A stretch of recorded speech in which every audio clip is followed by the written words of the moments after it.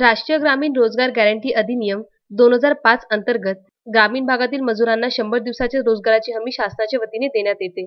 तसेच रोजगार मागणीचा अर्ज प्राप्त झाल्याच्या तारखेपासून 15 दिवसाच्या आत शासनाने मजुरांना रोजगार उपलब्ध करून देणे आवश्यक आहे। रोजगार न मिळाल्यास रोजगार भत्ता मिळण्याची तरतूद सुद्धा या कायद्यात करण्यात आलेली आहे। परंतु मनरेगा कायद्याची अंमलबजावणी ग्रामीण भागात होत नसल्याचे दिसून येत आहे। दिवसेंदिवस होत असलेला कोरोना उद्रेक व यावर जुलमी उपाय म्हणून लावलेला लॉकडाऊन यामुळे मजुरांचा रोजगार हिरावला जात आहे।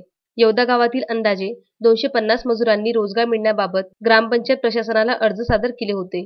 परंतु 20 दिवसाच्या कालावधी उलटूनही रोजगार मिळण्याची शक्यता मालवल्याने 17 मे रोजी येवदा इथले सामाजिक कार्यकर्ते नकुल सोनटक्के यांच्या नेतृत्वात गावातील महिला ग्रामपंचायत कार्यालयावर धडकल्या।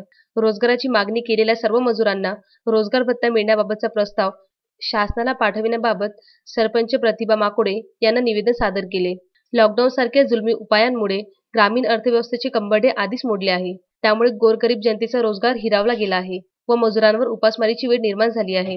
रोजगार भत्ता मिळाल्यास मजूर वर्गाला थोडा दिलासा मिळण्याची शक्यता आहे। 15 दिवसापासून आम्ही रोजगार हमीचा म्हणजे महिलांना रोजगार मिळावा याबाबत ग्रामपंचायतवर एक मागणी केलेली आहे। त्याचा अजूनपर्यंत काही विचार झाला नाही।